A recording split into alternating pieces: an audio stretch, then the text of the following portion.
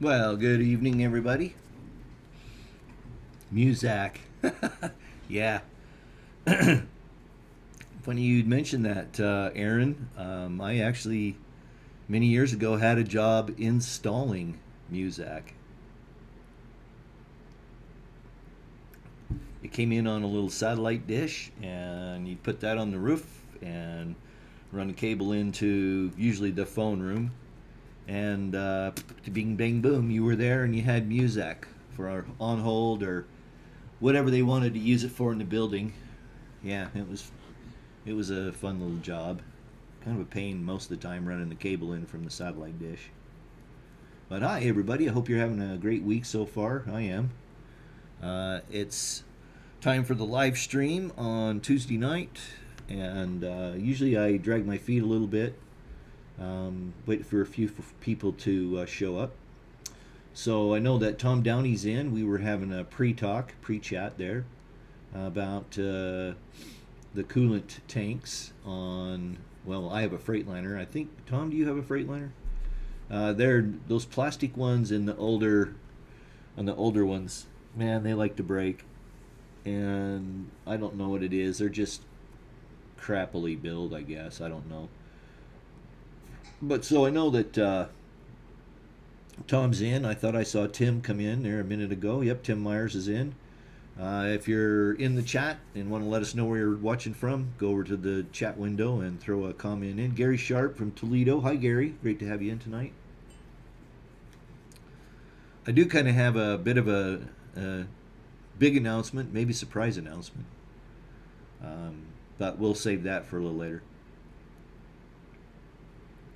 Of course, if you have an RV related question, you can throw it over there in the chat, and we will answer your question to the best of our ability. And if I can't answer it, then I'll make a note of it and we'll answer it the next week. I did have a really good question come in. That reminds me, I need to go run that down real fast from. That was on. It was a comment on last week's video. Let me go grab that here real quick. Sorry about the delay. That's all right. We're still waiting for people to come in. No, ha ha ha. Aaron, no. Afraid not. Not getting married. Okay, let's see here. Okay, so yeah, from Elaine Garcia. She has a question here for me. Kind of a long one. So Elaine, I hope you're in the chat tonight. She was having trouble making comments.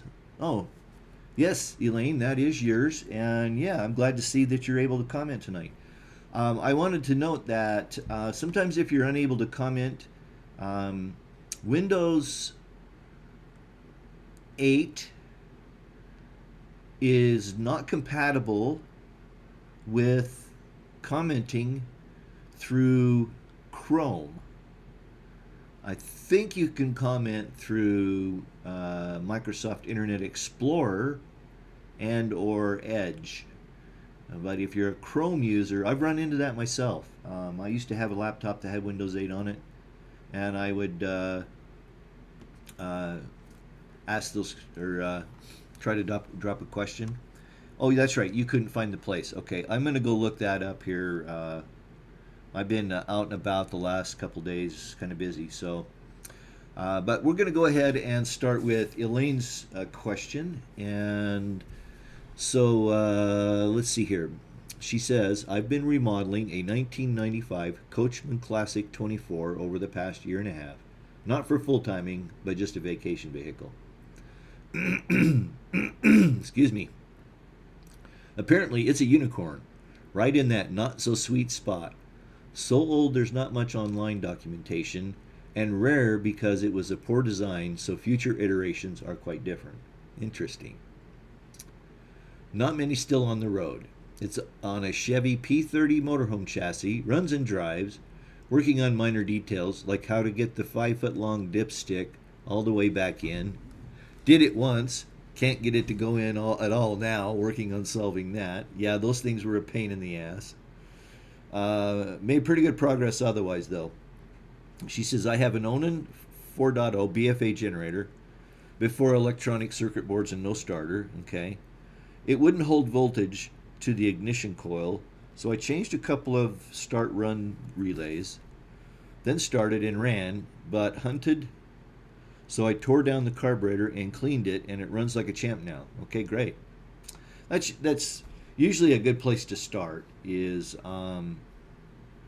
with the carburetor on those older generators like that, cleaning them up.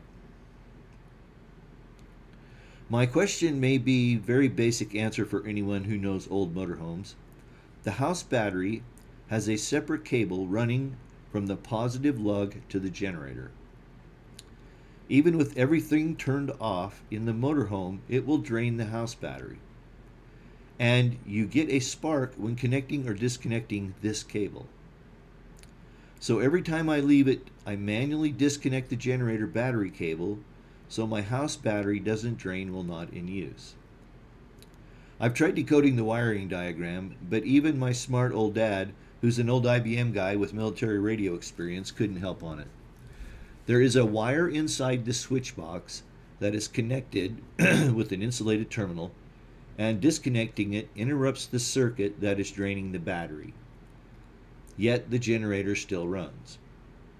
I would like to understand what is going on. I understand there is switching in the power panel of the motorhome, which will switch automatically from shore power to generator power after about 60 seconds to allow the generator to settle in. Would this be the cause of the power drain? And is it a normal occurrence which anticipates the user manually disconnecting when not in use? No, it is not. Here's the deal.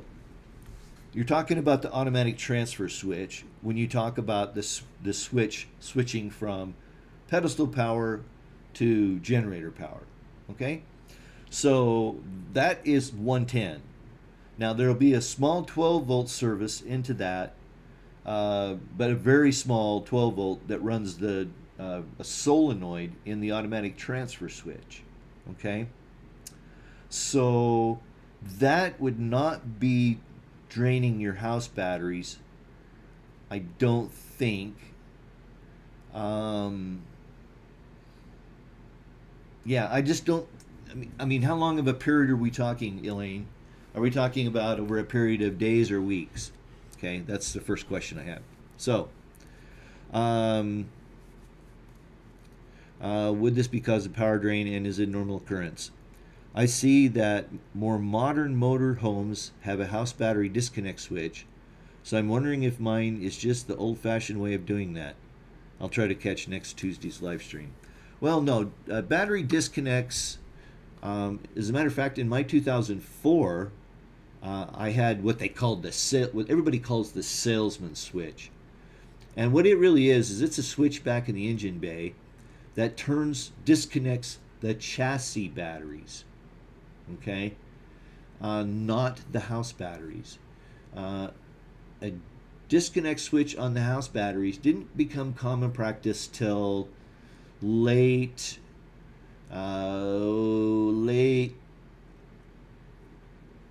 2000s, something like that. Okay, so that's the first thing.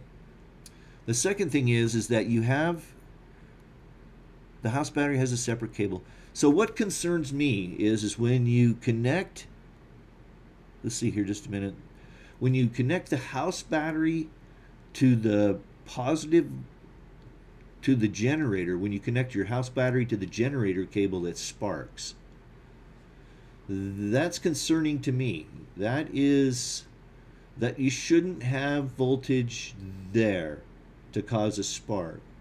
That should only see voltage when the generator is charging, actually alternator, okay? So let me reread this and make sure I understand this correctly. The house battery has separate cable running from the positive lug to the generator. Okay, to the generator. So that's what it's using to start. Even with everything turned off in the motorhome, it will drain the house battery and you get a spark when disconnecting. Well, generally, you know, that's really weird because generally the generators don't start off the house batteries. They start off the chassis batteries. Um, so let's make sure that we understand the difference here real quick between the house batteries and the chassis batteries, okay? When we talk chassis batteries, we're talking about the batteries that start the motorized portion of the vehicle, okay? When we're talking about house batteries, those are the batteries that provide power for the house, 12 volt power. That is then either inverted into 110 or stays as 12 volt power to run things like the control circuits on water heaters, refrigerators, anything else like that will just typically have a 12 volt circuit to provide it with power for control. Okay, so it's odd to me that the generator, the house battery, has a separate cable running from the positive lug to the generator. And okay, so when you disconnect that, wow, that's really I'm going to have to just think about this for a minute, Elaine. And I'm going to probably have to do some research on this for you. And I will do that. Absolutely. So it's an 18 coach 85 Coachman Classic. All right, I got you on my list here. Let me do some research on that, because that's odd that they would be starting the generator from the house batteries. Now, maybe that's the way they did it in the Coachmans in 1985. I don't know, but I'll find out for sure. The other thing, okay, so let me back up here because I saw Elaine just commented real quick down here, and then I'll come back and cycle back on the other comments. She says, there is no power inverter that I know of to convert 12 volts to 110. Okay. So do you have a separate house battery? Rather than, I mean, so do you have separate batteries for the house versus the chassis, Elaine? Okay, and it does use the house battery to start the generator. Okay, that's interesting. A lot of times they didn't do it that way because, you know, when your house batteries get down so low, okay, gotcha. Thanks, Elaine. You have separate batteries. I'm gonna have to do some research on this, Elaine, because I gotta sit down and figure this, see what I can find out about the Coachman and the generator and stuff. Finding sneak current stuff like that is a huge pain in the butt. Thank you. The battery is under the steps. Okay, super. Yeah, finding sneak current. Ask Tom Downey. He mentioned earlier that he was having trouble with his Wi-Fi. But Tom Downey, who's a regular viewer of this program, searched for like a month for sneak current in his rig and finally ran it down because he was having the same problem. It was draining his batteries. And it turned out to be a weird grounding thing. So let me do some research, Elaine, and I promise to have this as our first question for next week's live stream. For those of you who are just tuning in, thanks for coming aboard tonight. Be sure and give me that thumbs up if you're liking the content. That really helps get me rated up and gets more people to see the replay. The replay is instantly available after the show, after I end the program. It takes about 2 or 3 or 4 minutes, and then YouTube will have it up and ready for review. Visiting my website is a great way to help me out at trbolin.com. Of course, my Amazon store, there's a link in the description below for that. And your support is greatly appreciated there. Remember, you pay the same price, but I get a very small commission. And that's greatly appreciated. Let me come back to the comments here and tease again. I do have kind of an announcement I'm going to make here in a bit. But I'll run back here and look at some comments. Aaron thinks I'm getting married. No, I'm not. Thank you, Aaron. Yeah, my mom raised ugly kids, not stupid ones. No offense to those of you that are married. Okay, let's see here. Matthew Tola's in. Great, Matthew. Elaine says it drains over a few days. Okay. Um, okay, Joey Rogers. Hi, Joey Rogers. Mid Missouri. You've got a 1990 350 Econoline Holiday 27 foot. Okay. I'm assuming that's the beginning of a question, but nice to have you in, Joy. Thanks for joining us from Mid Missouri. I spent most of the summer in northwest Arkansas.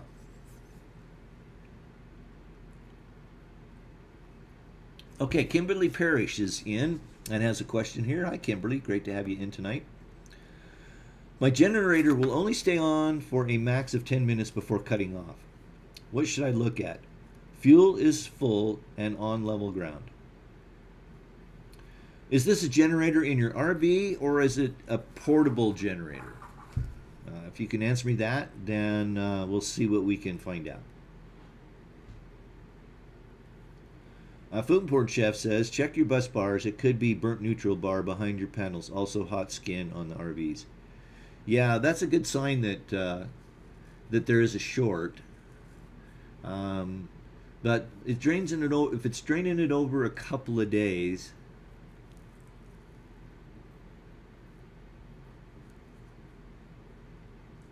well, I've got some ideas on how to troubleshoot to find the what we affectionately call leak current or sneak current. Excuse me. Sneak current is that current that gets drawn even though you think the appliance is off. There's already a little current going through it. Instant on TVs are a perfect example of that. The reason they're instant on is because they're sitting there at a very low power state using a little bit of electricity. The way to tell if it has sneak current is if it has an LED and that LED is lit when the device is turned off, you've got sneak current. Okay. Hi, Peter B. Winner from Las Vegas. Great to have you in tonight. You're very welcome, Elaine, and I will definitely be researching this for you this week and see what we can find out. Tim Myers asked, dropping off hydraulic fluid in the HWH tank. That's the hydraulic fluid for his jacks. What position for jacks and rooms? I'm assuming jacks stored. Does slide out position matter? No. You want your jacks up and to be sitting fairly level.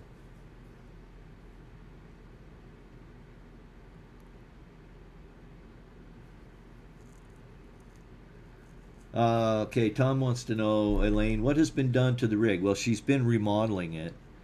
So there's a small chance that that's, well, no, I don't think it would be a short because we'd be blowing fuses. And yeah, I'm going to just have to logically think through this. I might come up with something as we scroll down through the comments here with a few more things. Hi, Bob Davis. He says, questions about cables for TV. None of the connections at the 5W from the park cable seem to get to the cable in the bedroom or front room. Also, directions for getting to my Amazon page. You can get to my Amazon page by visiting to the description for this video. There'll be a link in that, or you can just simply go to shop.amazon.com. Excuse me, it's amazon.com/shop SHOP/TR Boland. You can just type it in directly as well, Bob. But okay, so let's see, Bob, I believe you have a Dutch Star too, and there's a thing that in the Dutch Stars, and I don't know about others, but I do know about the Dutch Stars, is up in the media cabinet where your receiver is, where your stereo receiver is where all the cable comes in, and there oftentimes is a switcher up there, or maybe a satellite receiver. In the particular case of my rig, I had a satellite receiver up there, and I had to take and the cable from the oh, you have Solitude, okay. The cable from your connection in the RV park Okay, back up here before we get too deep. Are you sure there's cable available in the RV park? Let's answer that question first, Bob.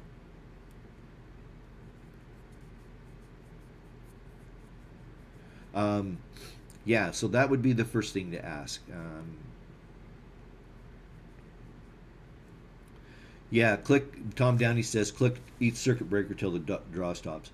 Well, guys, I think where we're confused is I don't think this is 110. I think this is 12 volt because her house batteries are running down, and she doesn't have an inverter. This is an old enough coach that she doesn't have an inverter. At least it doesn't sound like Elaine has an inverter.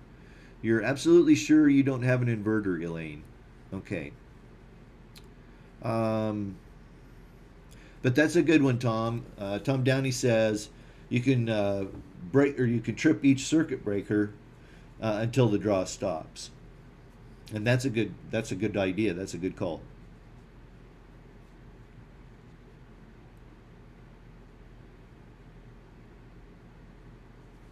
Joy Rogers, thank you for your channel. The black water smell video is very well done. I figured out the black tank wasn't the smell problem.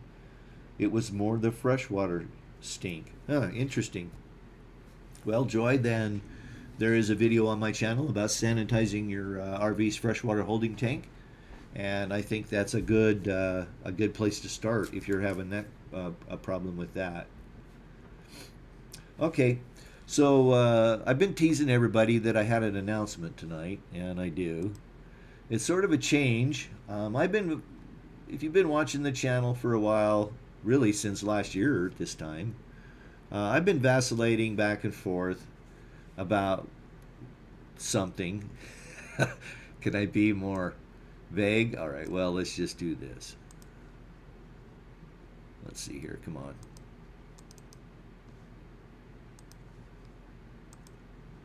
All right, dang it. Hi, I'm TR Bolin, and this is my All 2004. right, now we're ready. TR Bolin, There we go. and this is my 2004 Newmar Dutch Star 40-foot diesel pusher I currently have for sale. You rarely find an RV of this quality west of Denver for the price I'm asking. It's an off-grid beast. So this is the 4010 floor plan with 2 slides and a king-size bed. I did replace the mattress in 2018. It sleeps 4 quite comfortably. And I've done many upgrades on this RV to make it very comfortable and a real dry camping / boondocking beast. 1860 watts of solar, 100 amp solar charge controller, 4 Battleborn lithium 100 amp hour batteries is the core of the off-grid system.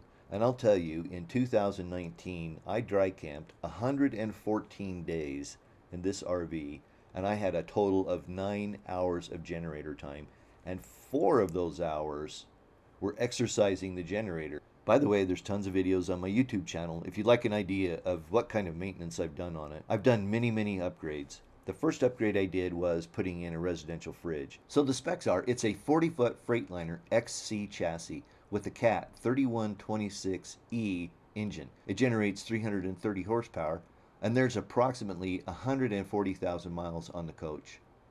By the way, no DEF required. The engine was replaced in 2017, and on average, I get about 8.5 miles to gallon. This thing will climb all day in 3rd gear at 2,000 RPM. I have climbed every major mountain pass in the West: Strawberry, Cajon, many passes in Idaho, Ashton Pass, which is nothing compared to Cajon or Strawberry Pass at 12,000 feet. But it will climb all day. I never had any problems, and I towed my 2014 Subaru Crosstrek. My rolling weight going down the road was about 32,000 pounds with the tow. So another feature, this is a full paint coach. And what that means is that's real paint on the walls. There's no vinyl stickers or anything like that. It's full paint, and I have taken immaculate care of it. Several years ago, I did a full cut and buff where I went around the whole coach. I buffed out every scratch. And since then, I've waxed it at least annually. I wash it regularly, keep it in good shape. There is one small issue I haven't resolved yet. The clear coat failed on the cowling, and last fall I had sanded it all off with anticipation of vinyl wrapping it. The problem I ran into is with this coronavirus thing, the vinyl wrap I wanted I couldn't get. I couldn't find a color that would match. Also, because I lived in the RV full time for 4 years, I did have a little accident, and I scratched up the water bay door. I've got a picture of it here for you. I'm adjusting the price of the RV appropriately so a new owner can go out and get this fixed. I have PDFs of all of the maintenance manuals. I have PDFs of the chassis wiring diagrams. I have every bit of documentation you could accumulate on one of these that I will provide to the new owner. Some other things that I think are interesting: I put new tires on it in 2017. It has a 105-gallon water tank, 65-gallon gray tank, 45-gallon black tank, and a 32-gallon propane tank. 150-gallon fuel tank, and it uses diesel. There's an 8,000-watt Kubota diesel generator with 1,350 hours on it. I also installed a little remote hours generator meter in the overhead control panel just for fun. Like I mentioned, the solar system is pretty significant on this. There's 6 310-watt Silfab solar panels, 4 100 amp hour Battleborn batteries, a Victron 150-volt 100-amp solar charge controller with Bluetooth, Victron BMS 712 battery monitoring system with Bluetooth, and an upgraded Xantrex 3,000-watt pure sine inverter. Also, because I'm kind of a geeky guy, I put in some AC power monitoring, and there is a system in it which will tell you what your incoming voltage is. It's kind of handy to have. What I've got here these are called current taps, okay? They're called Hall effect current taps. What I've got here is I've got one on the one side of the hot, okay? So that's phase B, if you will. And then I have phase A, so I'm reading the current here. And what those are doing is they're reading the amount of current going through those wires up to the breaker panel. The full list of upgraded features includes my tankless propane water heater, the 18 cubic foot Samsung residential refrigerator, full thickness bamboo hardwood flooring in the living room. I'll note that the bedroom carpet does need to be changed. I put on a brand new roof in 2018. Here's a link right up here to my YouTube channel where you can go watch that video. I've replaced all the interior lighting with LEDs. I have a soft water conditioner that I will include with this sale. I have a full fabric cover that I'll include with this sale. I just installed new blinds, and I just painted the whole RV. There's a new 21-foot awning that I had installed in 2019. I'm including a 10-station tire pressure monitoring system. So not only are the tires on the RV monitored, you'll get the dongles to put on your tires on your Toad so you can monitor those as you roll down the road. So why am I selling this? Well, I've owned this RV since 2012. I lived in it full years full time, but I have a disabled brother who lives with my father, and he's aging. So I needed to have a place where I could accommodate taking care of a disabled individual. And you don't do that in an RV. So I bought a sticks and bricks house in East Idaho, and that's where the RV is currently located. Rarely do you find an RV of this quality west of Denver. There's a couple of cosmetic issues with the body. As I mentioned, that water bay door had been scratched up. It needs to be repaired. I just was living in it full time, and it was kind of impractical to take it to the body shop and leave it for a week. But if you're not living in it full time, that would be easy to do. Honestly, the clear coat is failing in a couple of places. It's not terribly bad, but it's something you should be aware of, and I'm trying to give full disclosure here. The upholstery is a little tired. It's not bad. I kept it clean with saddle soap. So if you're interested in this RV, there's a couple of ways you can get in touch with me. Email me, trbolin@gmail.com. Leave a comment below. I'll be happy to get back to you. We can exchange phone numbers and talk about it, make arrangements for you to come out and see this beautiful RV. It breaks my heart to have to sell this thing, but I really don't have any other practical choice. So if you are interested, send an email to trbolin@gmail.com or leave a comment below. If you're watching this on Facebook, leave a comment on the Facebook posting. We'll work out the details, exchange contact information. One way or another, we'll get on the phone and we'll talk with you. And if you would like, we can do a little FaceTime type video, and I'll walk you through the RV remotely so you can see it and ask me any questions you might have live. Well, I guess that'll probably do it. Thanks so much for watching the video. We'll catch you next time. So, there you go. Yeah, I made the decision to sell. I had been talking about looking for a pickup and a camper. And I got my eye on a camper right now that is for sale in an estate auction. And I went down and looked at it. And if I can get it for the right price, then I'll be halfway there. The pickup that I bought this past spring, I hadn't planned on using it as my excursion vehicle. So what I really want to do is to be able to just get up and take off for a couple weeks. I don't need the huge RV because I'm not going to be living in it full time. And the places I want to go on excursions aren't RV, 40-foot RV friendly. So everybody that is on the stream tonight and just got to see that video and will see it in the replay, that video will go live tomorrow. And I'm going to be hitting Facebook Marketplace, Craigslist. I'm not going to use RV Trader just yet. I'm going to also, publish it on my channel. Let's see, what did I say? Craigslist, Marketplace. There's a couple of Facebook groups that I follow that I'll be posting it in the Facebook groups that is for sale. And yeah, I'd like to get it sold. It's funny because I just finally found a parking spot for it. I mean, a storage spot. I waited a year to get a spot big enough to put a 40-foot Class A, and I got called right at the 1st of October. And was just getting ready to take it out and park it. And I ended up having to replace the damn oil pressure sender. It was an easy fix. It only took like 20 minutes. But the sender itself was $175. And so it's actually moving to storage tomorrow. It took like 8 days to get the dang sender here. And I had to go straight to CAT for it. I found some knockoffs online, but they were all made in China. And I've had real problems with Chinese-made equipment that I've tried to install on automobiles, that it just doesn't work right. So that's kind of the situation where I'm at. Time to get it sent down the road, get it to somebody that's going to be able to use it, and take the money I get out of that and put it into a pickup and camper combination. And like I say, I've got my eye on a camper right now that should be the perfect camper. It needs an update. It's old, it's dated. It's got green carpet and orange upholstery and that 80s colors.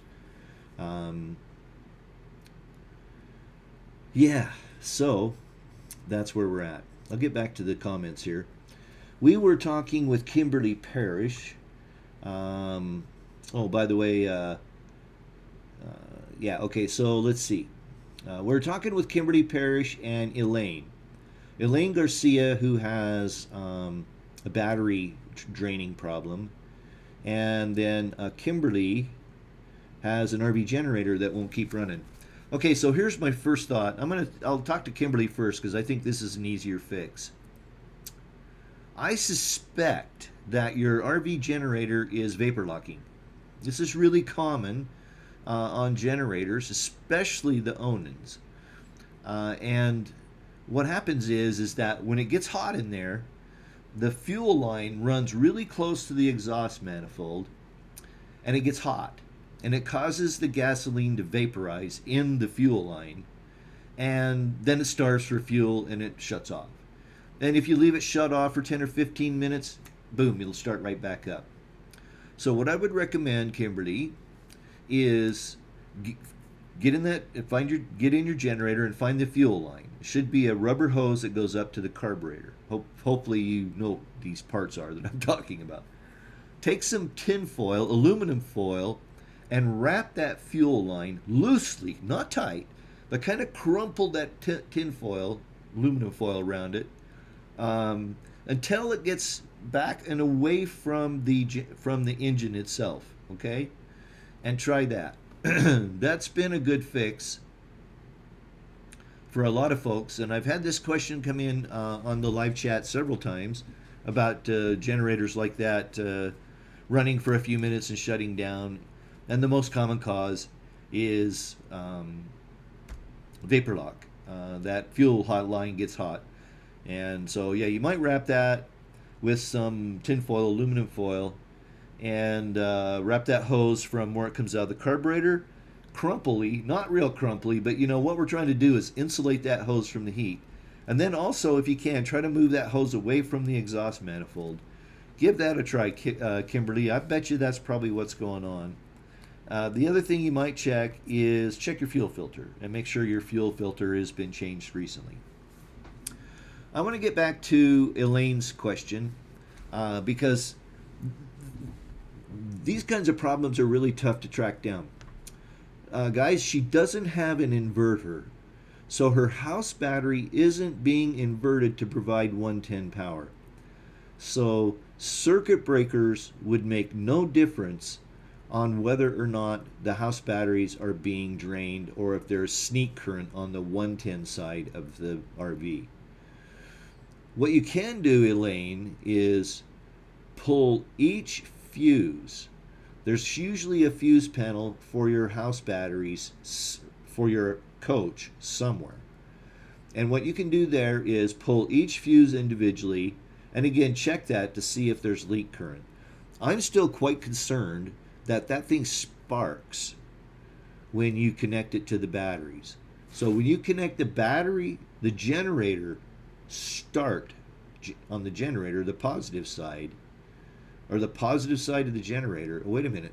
Okay, maybe you guys are right and I'm wrong, and that's why I probably need to stop and think about this for a minute.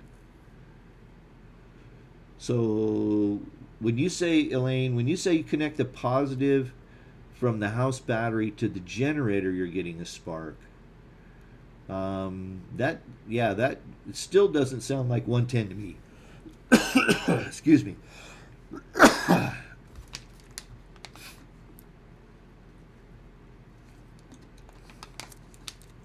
Okay.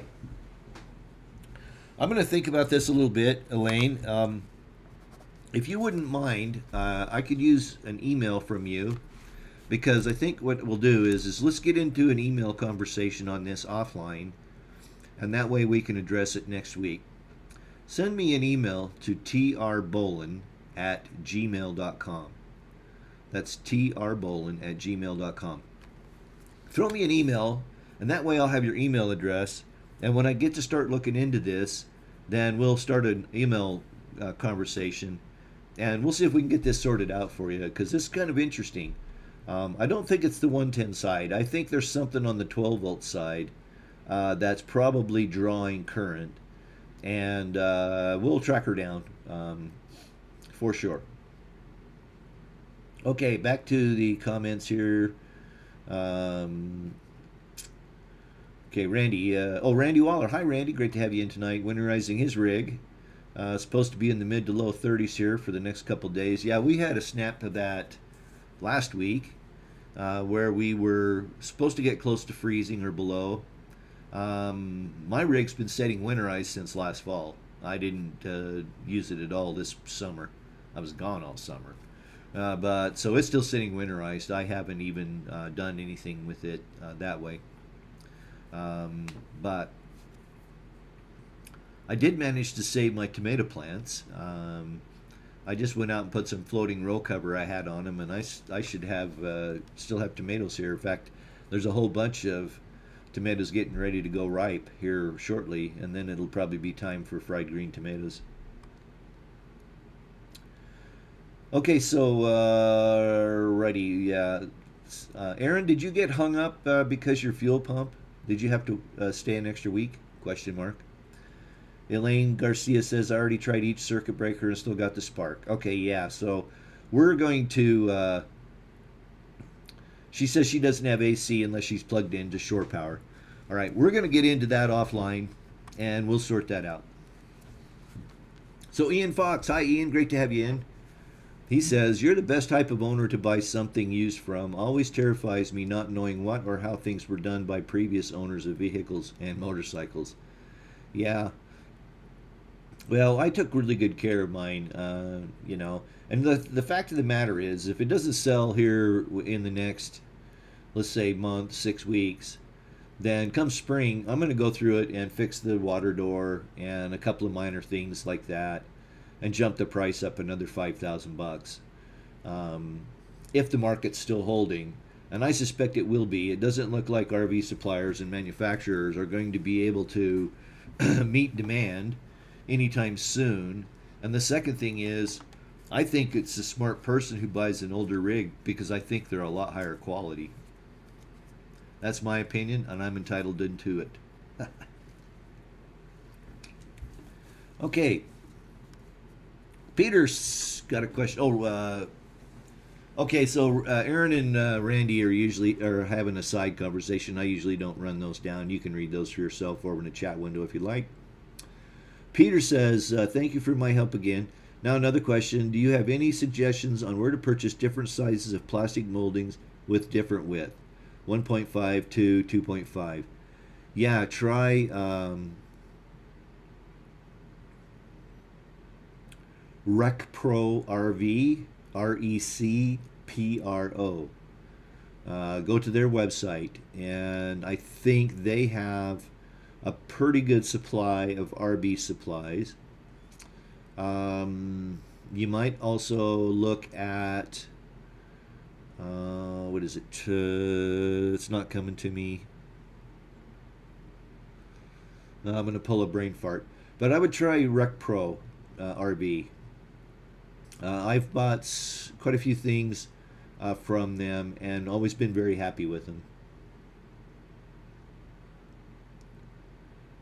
You're welcome, Peter. Okay, so Tom, yeah, okay. Bob Davis, admire the fact that you sell something you love to take care of loved ones.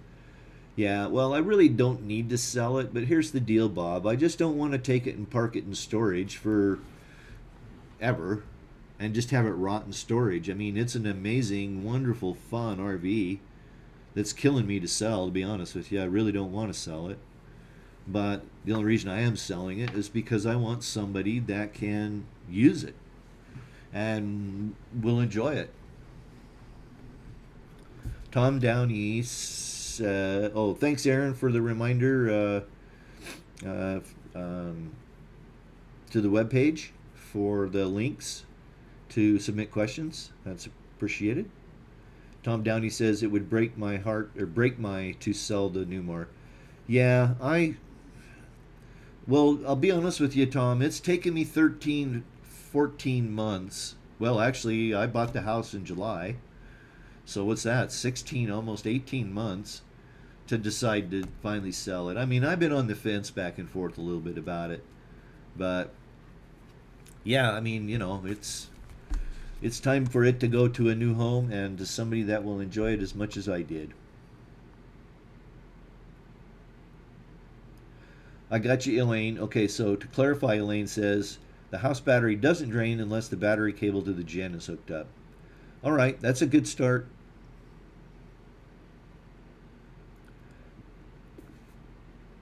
Tim Meyer says his 2007 has 12-volt DC circuit breakers. Perhaps hers has only fuses.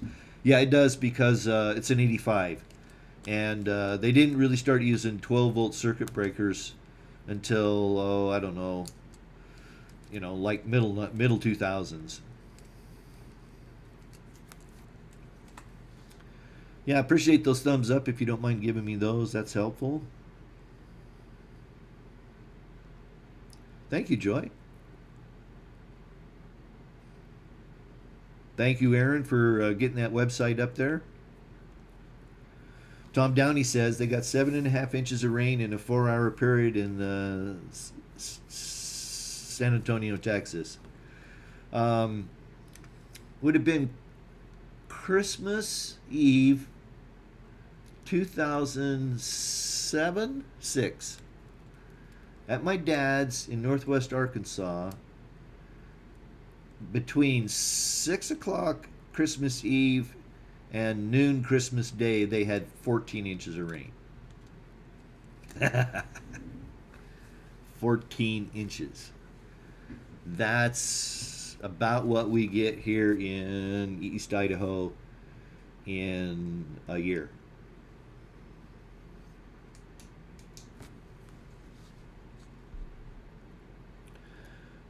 Hello, GD Rodriguez from Reno.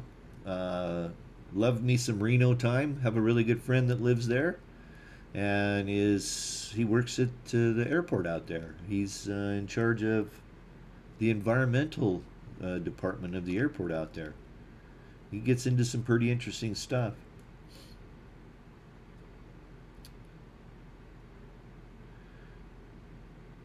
Okay, so Tom says if he has no AC without plug-in, it must be on the DC circuit. Yeah, I agree, Tom. Or Tim, yeah. Oops, Tom. Yeah, it's on her DC side, and we're going to figure it out. We'll figure out what's going on with it, no problem. It's just going to be a matter of trying to track it down.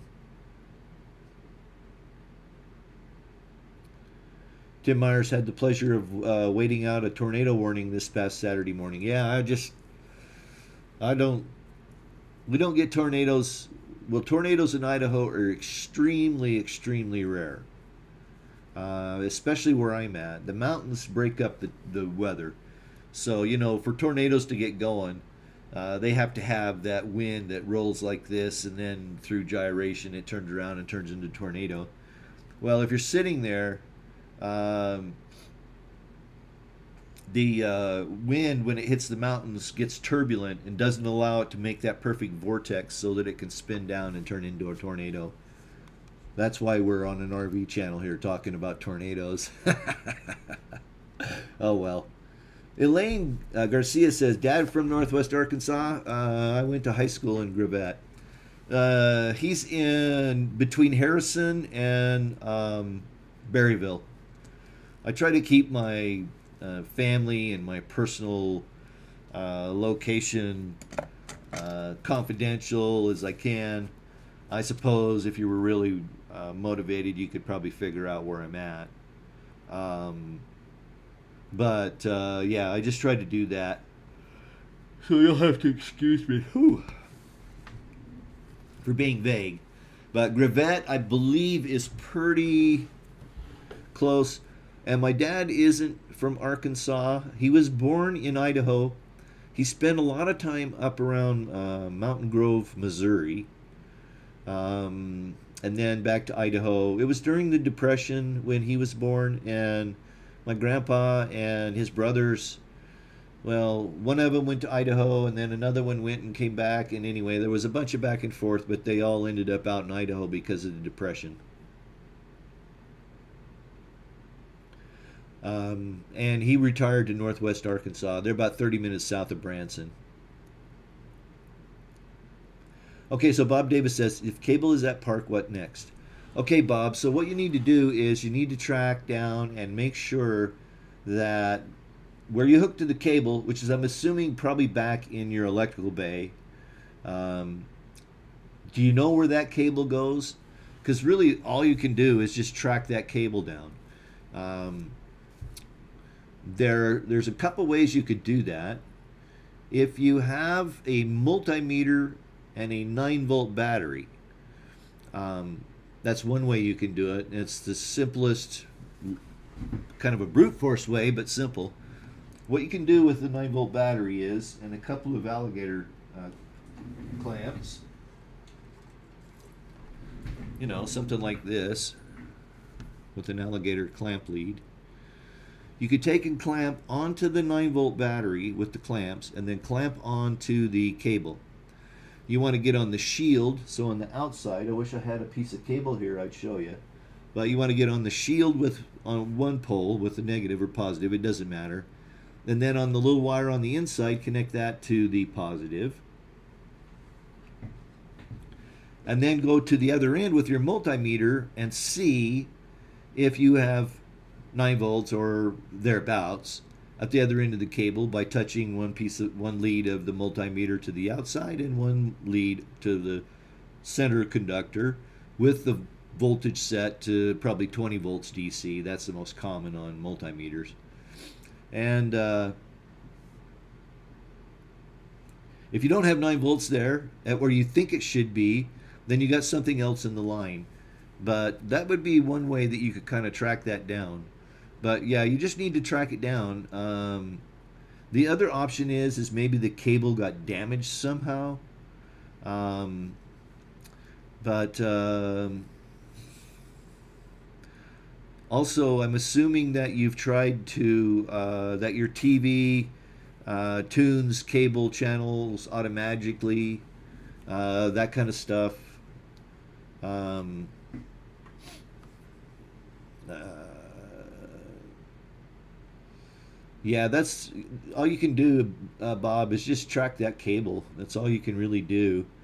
I know that in my rig that the cable came into one area in my rig because there used to be a satellite receiver in it, and I had to take and jump it to where the TVs were, and so I just made myself a little short 8-inch coax, and I just screwed it on the inbound from the, where I connect the cable, and then up to this outbound. It went over to where my TV switcher is, because in my rig there's actual switch box in it that you can switch between sources.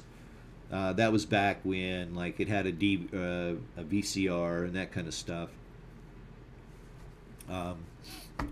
So yeah, but I'm sorry, that's the only way I know, is just to brute force track those cables down, and I guess it could be maybe something got broke or rubbed or shorted out somehow.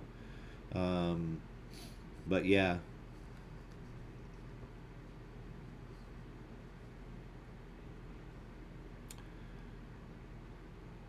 Oh yeah, Tim Meyer says that tornadoes are rare in Ohio this time of the year. Yeah, that was a hell of a storm that rolled through last week. You were getting the edges of that passed through here, that caused all of the snow and hell that we went through last week. 2 weeks ago now, almost. Ian Fox says, RV show this past weekend, checked out a Heartland Cyclone. Seems the Grand Design is just overall better quality. We're sticking to Grand Design, I believe. Still waiting on a truck. Haha. Yeah. Grand Design, they make a good rig, and they've been making them a long time. So I don't have any knowledge about Heartland, but I do know some people that have Grand Design, and they're very happy with them. There was a guy that pulled into the RV park there at Tucson where I wintered. This had been a couple years ago, in a Grand Design. It was a fifth wheel. It must have been 43 feet long. It had 3 axles. This was the biggest damn fifth wheel I've ever seen. But it was a Grand Design, and it was beautiful. It was immaculate, well built. Shelley Thompson Brock says she's in Bentonville. Yeah, I know Bentonville really well. Like I said, my dad's about 60 minutes east of there on US 62. Yeah, Tom Downey says, put a meter in the circuit, see where the draw is. Yeah, one of the things I was going to suggest is to measure the amps between that positive cable from the house battery and the generator, and see how many amps it's pulling. Because that's a good way to kind of understand where to go start to look for stuff like that.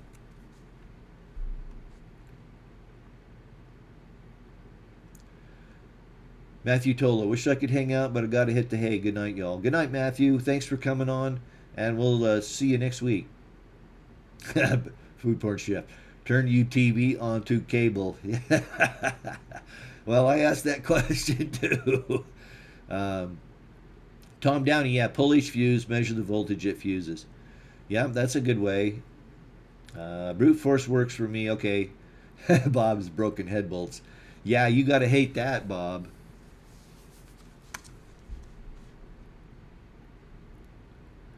You're welcome, Bob. Yeah, like I say, all you can really do is just brute force chase that cable down.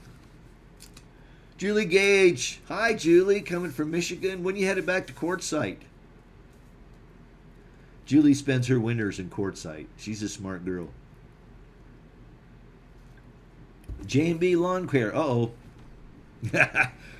He says, sad week for me. Winterizing. Yeah.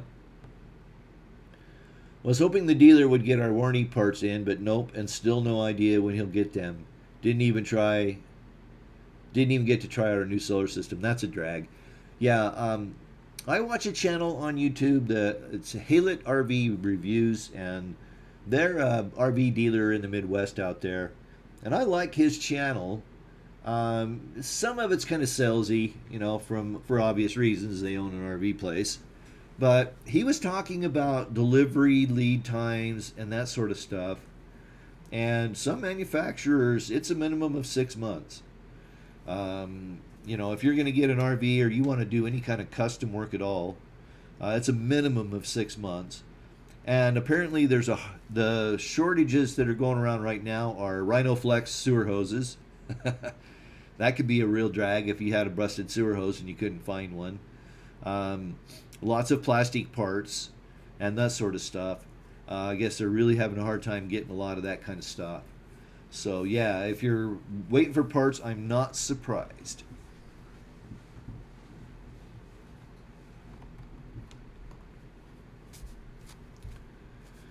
Jason Mills. Hi, Jason. Missed you last couple of weeks. Yeah, no worries, bud.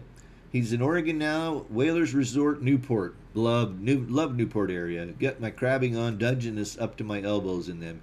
Man, I could sit and eat crab for hours.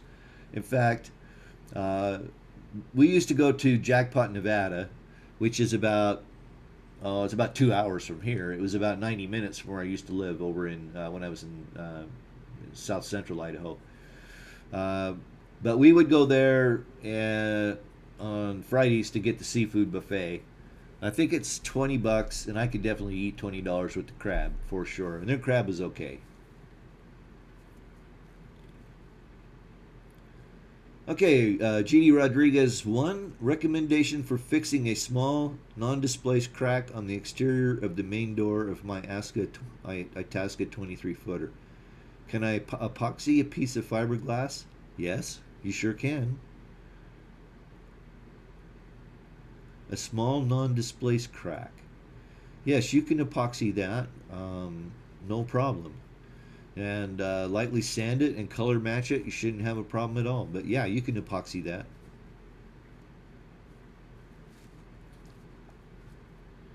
Tim Meyer says he did temporary winterizing, blew the lines out only, may still look for a few weekends to get the rig out again.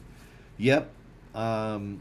Before I was full-time, I used to do that. I would, I'd blow the lines out and still use my rig and just carry, couple 5-gallon jerry cans of water and just use that water, and then because it's easy to dump your holding tanks, you don't have to worry about them. Food Porn Chef says, oh, thank you, Jason. Man, the super chat, thank you so much. I greatly appreciate that for sure. Food Porn Chef, please carry an extra water pump. I actually have a water pump if you need one. It's a 2-gallon, 3-gallon SureFlow that I carried with me in my rig. It was one of the things I carried because it's a huge pain in the butt when you lose a water pump and you're out in the middle of nowhere. So that could shut you down real fast. But I got one I'd sell you, make a good deal on. Aaron, okay, thank you. Yes, thanks, Aaron. Tom Downey, we must find a new place to park the coach, Canyon Lake.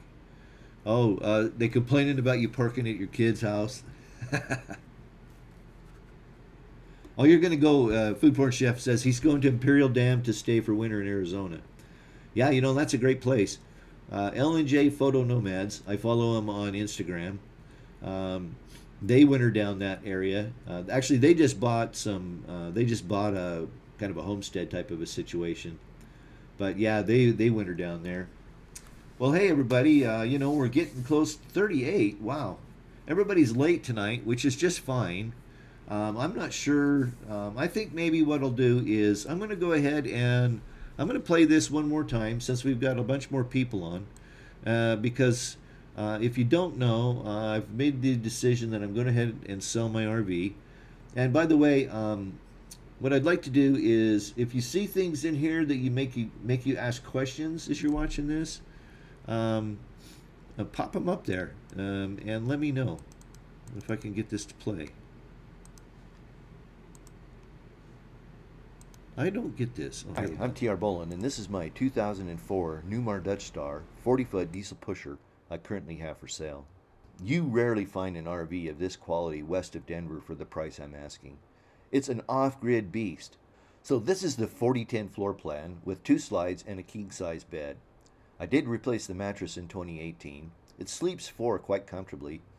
And I've done many upgrades on this RV to make it very comfortable and a real dry camping / boondocking beast.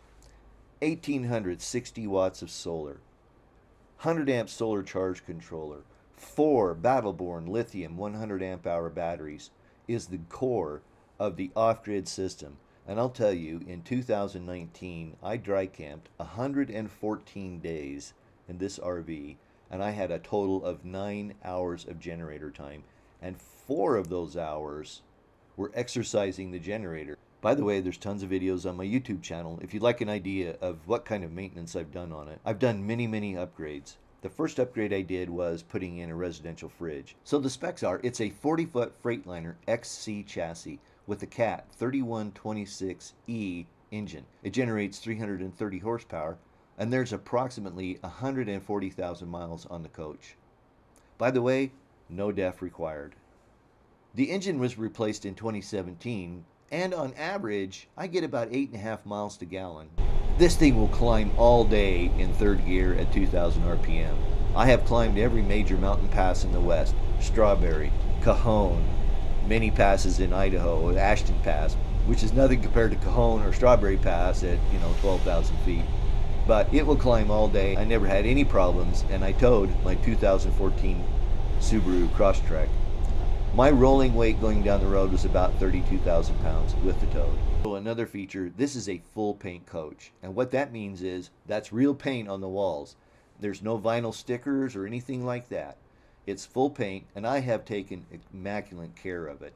Several years ago, I did a full cut and buff where I went around the whole coach. I buffed out every scratch. And since then, I've waxed it at least annually. I wash it regularly, keep it in good shape. There is one small issue I haven't resolved yet. The clear coat failed on the cowling, and last fall I had sanded it all off with anticipation of vinyl wrapping it. The problem I ran into is with this coronavirus thing, the vinyl wrap I wanted I couldn't get. I couldn't find a color that would match. Also, because I lived in the RV full time for 4 years, I did have a little accident, and I scratched up the water bay door. I've got a picture of it here for you. I'm adjusting the price of the RV appropriately so a new owner can go out and get this fixed. I have PDFs of all of the maintenance manuals. I have PDFs of the chassis wiring diagrams. I have every bit of documentation you could accumulate on one of these that I will provide to the new owner. Some other things that I think are interesting, I put new tires on it in 2017.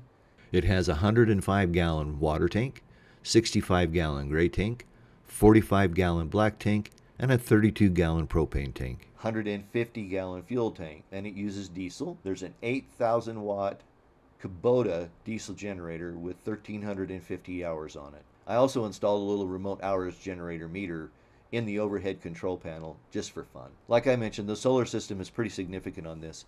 There's 6 310-watt Silfab solar panels, 4 100 amp hour Battleborn batteries, a Victron 150-volt 100 amp solar charge controller with Bluetooth, Victron BMS 712 battery monitoring system with Bluetooth, and an upgraded Xantrex 3,000-watt pure sine inverter. Also, because I'm kind of a geeky guy, I put in some AC power monitoring, and there is a system in it which will tell you what your incoming voltage is. It's kind of handy to have.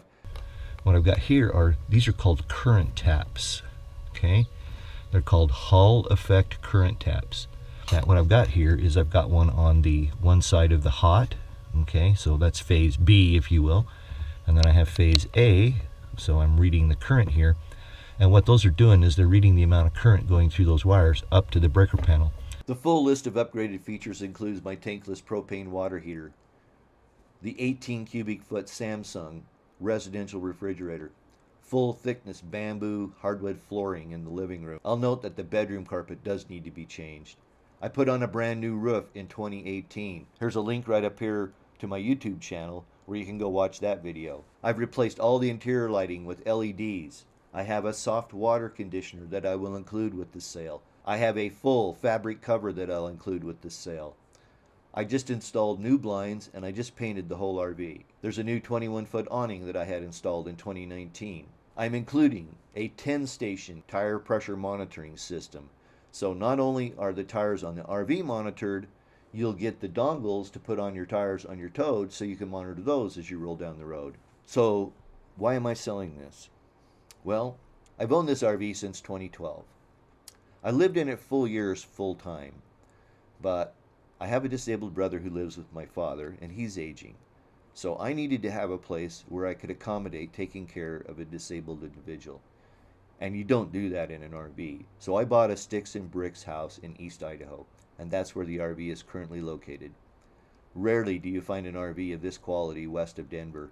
There's a couple of cosmetic issues with the body. As I mentioned, that water bay door had been scratched up. It needs to be repaired. I just was living in it full time, and it was kind of impractical to take it to the body shop and leave it for a week. But if you're not living in it full time, that would be easy to do. Honestly, the clear coat is failing in a couple of places. It's not terribly bad, but it's something you should be aware of, and I'm trying to give full disclosure here. The upholstery is a little tired. It's not bad. I kept it clean with saddle soap. So if you're interested in this RV, there's a couple ways you can get in touch with me. Email me, trbolin@gmail.com. Leave a comment below. I'll be happy to get back to you. We can exchange phone numbers and talk about it. Make arrangements for you to come out and see this beautiful RV. It breaks my heart to have to sell this thing, but I really don't have any other practical choice. So if you are interested, send an email to trbolin@gmail.com or leave a comment below. If you're watching this on Facebook, leave a comment on the Facebook posting. We'll work out the details, exchange contact information. One way or another, we'll get on the phone and we'll talk with you. And if you would like, we can do a little FaceTime type video, and I'll walk you through the RV remotely so you can see it and ask me any questions you might have live.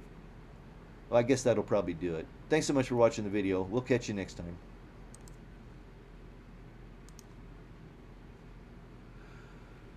All right. Thank you, Doug. Appreciate you spreading the word. And I will answer some questions here in just a bit. I just wanted to take an opportunity to play that again. If you have any comments about the video, let me know, because it hasn't posted yet and I still have time to adjust it. Food Porn Chef says, how did get PDFs of that stuff? I want to that girl minds. Wow. Voice recognition, man, speech to text sometimes sucks. I wish I could trade her buyer for a new truck in 2020. Yeah. Okay, so how I got all those PDFs was through owning it for 8 years and doing a heck of a lot of digging. The other thing is that I took the Camp Freightliner class, and I'm going to provide all those documents as well. By the way, to my fellow Dutch Star owners out there that might be watching, if you'd like that documentation, drop a comment or a note over in the chat, or just email me, trbolin@gmail.com, and I'll make arrangements to get you those documents. They're super handy, and I believe I think it'll cover everything probably from about 03 to about 08, and then there's actually some stuff in there that would cover the newer ones. But what I would do is I'll put it up in a spot that you can just go through and browse the documents and download what you want. So I would do that for my fellow Newmar owners, no problem. I think you might find some of the documentation really handy. Elaine Garcia, okay, new subject, sure. I'd like to use some solar, but I don't want to do a big retrofit in this old RV. What do you think of the briefcase type solar generation? I'm thinking that might be handy at home too. Yeah, Elaine, you might, if you're thinking about doing solar, you might look at something like one of the Jackeries. They are very popular. I know a lot of people that use the Yeti Go Powers, and yeah, so those suitcase, the briefcase types, they're great. They're not real high capacity. Okay, I'm going to be real honest with you. You know, you might get 100 watts off of one of those fold-up panels, maybe a little bit more depending upon the manufacturer. I think Renogy has one. I know that you can get them with the Yeti, Gold Zeros. You can get them with the Jackeries. There's a couple others. There's a guy out there that does a lot of reviews on that kind of stuff, Elaine. You might go look up Hobotech on YouTube. He does a lot of reviews on like portable power and solar and the types of things that might be really helpful for somebody that wants to do a small scale, like you're talking about, solar system. I think that's something worth looking at for sure, Elaine. Mick the Dog says, this was built by a great manufacturer back when they built them right and tight. The cabinets are in great shape. After a few years, the joinery in the cabinets starts to kind of split and do that. And these are solid oak cabinets, right? Beautiful golden oak. And they are, it's well built. And it's in great shape mechanically. And again, there's just a few cosmetic things on it. And if I don't sell it, like I say, probably I'll probably leave it posted. But if it comes springtime and I still have it, then I'm going to take and fix everything up and jack the price up another 10 grand. That's what I'm going to do. Doug D, awesome. I will spread the word. Okay, thanks. RJ Rackley, hi. Great to have you in, RJ. Mick the Dog says, LOL, I wish I had some money. Sigh. He says, I got a real good wife I'll trade you. Yeah, you're going to have to throw in a pickup and a camper. And then we're still going to have to talk. And I'm kidding too, Mick. You're welcome, Mr. GD Rodriguez. Thank you for joining the chat tonight. If you have an RV related question, any question, throw it over there in the chat window. We'll take the blinders off tonight, and we'll just answer a few more questions, and then we'll shut down here in about 10 minutes. So any questions you might have, throw them in there, let's have some fun here over the next 10 minutes. I would appreciate it, though, if you give me that thumbs up. Those are always appreciated. Visit me over at my Amazon store, link in the description below. Visit my website, trboland.com. Lots of great content over on my website. A lot of RVing content. And quite a bit of photography, too, because, I am a bit of an amateur photographer. I've been kind of sorting through some photos. Well, I sorted through a lot of photos looking for content to make the sales video. And God, I got a lot of pictures. And I have so much stuff.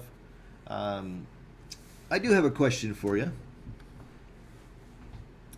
I have a bunch of video that I've taken over the years of me like going someplace. Okay. For example, I was looking for some video the other day, and I was out visiting the Mokai Dugway. The Mokai Dugway is in the Valley of the Gods near Bluff, Utah. If you're not familiar with it, it's this pass, it's this road that goes up the side of this canyon wall, because this is Canyonlands type country, right? Lots of deep canyons. And it's this road that switches back, and you climb all the way up the top of the mountain.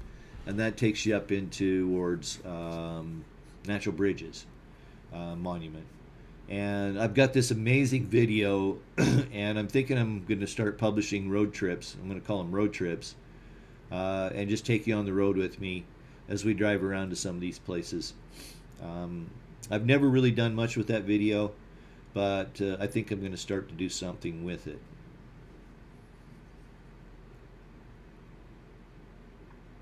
Tom Downey says, can't believe how well the older motorhomes keep their value. Tom, I was looking around a lot, and RVs just like mine, in the same class, same year, Newmars, I didn't look at other manufacturers per se, we're in that $65,000 to $80,000 range. And so that's why I kind of settled on 70. Of course, I'm going to be a little flexible with that. But yeah, I'm looking forward to picking up a pickup and a slide-in camper. I might have a slide-in camper to start working on here real soon, and of course you can expect to see lots of content about that, because I do plan to do a rehab on it. Probably new floors, new upholstery. If I get the one that I'm bidding on, or I will bid on, and those sorts of things. Yeah, there's going to be lots of freshening up to do on it. I'll put lithiums in it. Probably put a small amount of solar on there, and those sorts of things.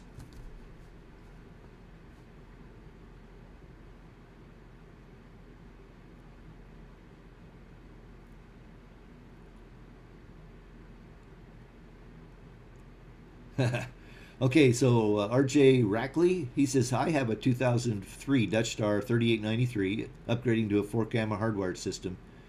Is there a cable chase from front to back? Having a hard time finding where to run the cables.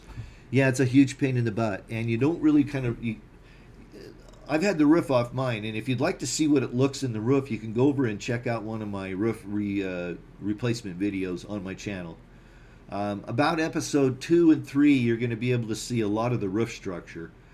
And the problem with that is getting from the back to the front to like where you want those cameras is a huge pain. And I actually have a 3-camera system. I put in a 4-camera monitor, but I put, I don't know if I even have, I'll dig up some pictures and show them next week on what I did. But I found some little itty bitty bullet cameras that I actually mounted to the underside of my mirror arms and to give me side cameras, because that's really where I wanted cameras, was the side and the back. And so I did that. And what I did, RJ, was I just had to run cables. And so what I did for the back one is if you come in through the back, you could drop down inside the rear cap. The fiberglass around the back of those, there's an opening. It's easily to get from where that camera is. You know how they're built in there and they have that little cover? You can pop that cover off and take yourself and get yourself a wire fish tape, and you could fish down in behind that cap and get down to the underside of the coach, and then run along the frame rails up to the front and come in up and underneath the dash. Getting through the top is impossible. I'll just be honest with you. You're not going to be able to do it. There's so much going on up there. You really can't even use the existing cables like a pull string, because I tried that. And so, yeah, you're pretty much stuck with running cables. Like I say, I don't know what you're gonna do for your side cables, but even those, you can come in with a wire snake, come through the wall. You could come down and right above your doors on your compartments, you could drill a hole, because that's going to be wood framed. It's also metal, so be prepared, because there's angle iron that sits in there. That's the frame for the undercarriage or under the underbody. But yeah, you can definitely get through there, but it's a lot of work. But yeah, you can do it. Not a problem there, RJ.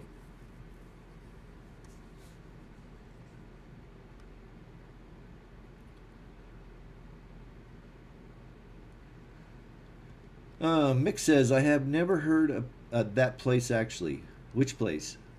I'm lost. Steve Linder. Hi, Monaco Steve. Great to have you in. Food Porn Chef. Hell yeah, we'd like to see. Hell yeah, we'd like to see it like old school RV show. Until Pix make video and narrate it, please. Yeah, we'll do. Definitely.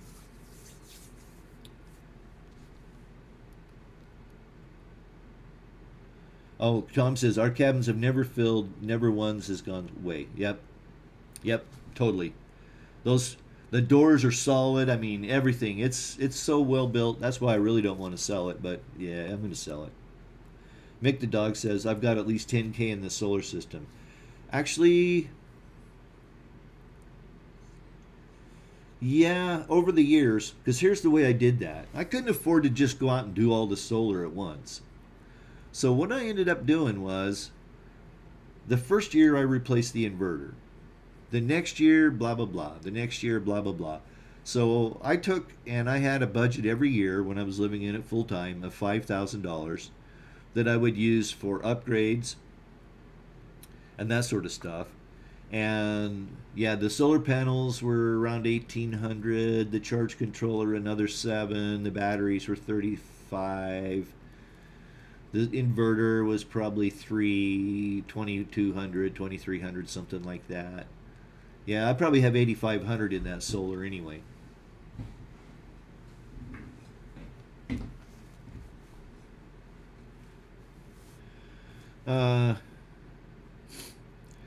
Steve Linder asks, did I replace the awning myself? No, I did not. The slide toppers, you could probably do the slide toppers yourself. But I did not do the awning myself, mostly because to get up there and to do that, to get it mounted properly, you're going to need 2 or 3 people, tall ladders. The company I had, in fact, there's a video on my channel about putting the awning on. It wasn't an actual video. I mean, I didn't video the whole thing. But yeah, they had a man lift they used to put that awning on. They're pretty big and pretty hard to get put on by yourself, I believe. Ian Fox says, I may be interested in the TPMS system I run. F450 doesn't come with it. Need a system to do all 12 tires, truck, and trailer. Yeah, that's the easy, the EEZ, tire pressure monitoring system. Time for a cheap commercial. Over in my Amazon store on the handy items for RV owners, I have the EEZ system in there. And I like it. Plan on buying the repeater though. You're going to need it, especially on a rig like that. But yeah, the TPMS, it's a nice one. It's about $600 worth itself. By the time you buy the extra dongles and stuff. Well, actually, I think I looked at one for John, one of our regular viewers, John, up in Michigan. And I think a 10 station was about $459, something like that. RJ Rackley says, I drilled a couple of holes forward of the door. Okay. Forward of the door. You know, RJ, you might be able to, if you get yourself a wire, a wire snake, a wire puller, you might be able to take and work that. If you're in front of the door, you might be able to sit and work that back and forth and keep working it. And you might be able to get it to curve around the inside of the fender of the body itself, and come into the motor into the engine compartment. Oh, this gray hair is sucking the brain cells right out of my head. Yeah. But it is a pain in that butt for sure. But yeah, in front of the door, if you have an 03, and I can't imagine there's that much difference. In front of the door, I'm trying to think that might be a good place to put them, and I bet you could probably with a wire snake, I bet you could probably get that up and into the motor engine compartment, which would get you up to where you're you need to get inside, and then there's all kinds of penetrations through the firewall, and if you need to drill one, it's make sure you know what's on the back side of it. But yeah, it's a pain for sure. RJ, good night, Randy. We'll see you next week, hopefully. Otherwise, don't work too hard. Jason Mills says, I was going to upgrade my bunkhouse until I found out my 2021 I got in February is worth a little more than what I paid for it now. But the one wanted to trade up for has increased $14,000 in price. It is definitely a seller's market, Jason, for sure.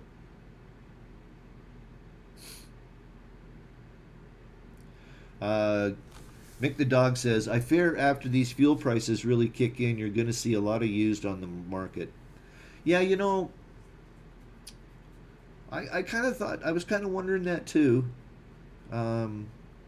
But you know, there's so much pent up demand for people to get out because of this COVID crap and how long everybody was locked down. And the second thing is, there's a huge number of baby boomers that are either going to the full time scene or wanting to snowbird. You know, stay in their home in the summer and go someplace warm for winter. I know that in 2020, last year, that the RV park I stayed in, he had a waiting list that was 16 rigs deep. So he was sold out, and he had 16 people on the waiting list to get into his park. And I'm pretty sure that that's going to continue to be a bigger and bigger issue, is finding a place to park, is finding RV parks, and those sorts of things. Good night, Ian. Have a great night. RJ says, thanks for your hard work. Your vids have saved me a couple times. We just bought the 2003 and are having a blast upgrading.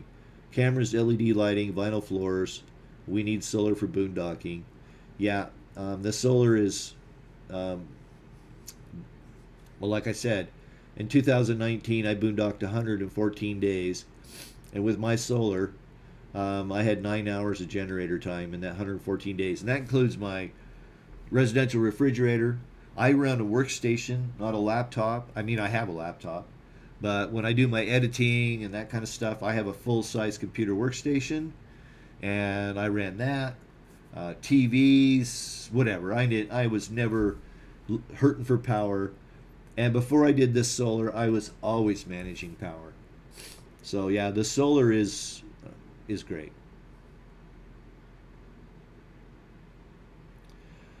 He says, the holes in front of the door I was able to get to just the rear of the firewall into the dash compartment. Cool, that's what I was thinking. Well, that's fine, RJ. You don't have to stop chatting. That's exactly what we're here for, is to have that go back and forth and be able to work out issues and ask questions that oftentimes when I get an email or a question online, I always have additional questions, trying to diagnose and dig down into it. So Elaine, I've still got you on my list. I'm going to research your rig, and if you will send me an email, then we'll get an email string going here, and then we'll readdress this next week. Hopefully between now and then, on the email, we'll be able to sort out what's going on with your rig. Mick the Dog says, I know in Florida near our house down here, they built a 2,500 spot, nice RV resort, $1,200 a month for a lot. I thought they were never fill it. It was filled in 2 months. Yep. And 2,500 RVs, that's a mini community, you know? I mean, that's amazing. RJ, thank you so much for supporting me on Amazon. You know, all I can do is say thanks so much. Well, we're knocking on 8:30, and I think we had a good time tonight. We did answer some questions, not all of them, but Elaine will get back to you. You're very welcome, Elaine, and thank you for coming and joining us. And we're going to sort your rig out as soon as we can. If there are no other questions or comments, I'm going to say thank you so much, everybody, for coming in tonight. I greatly enjoy participating with you guys, and look forward to doing it next week. But I think for now, that'll have to do it. It's time to go. Thanks for watching. I sure do appreciate it. Till we get together next week. Peace. Goodbye.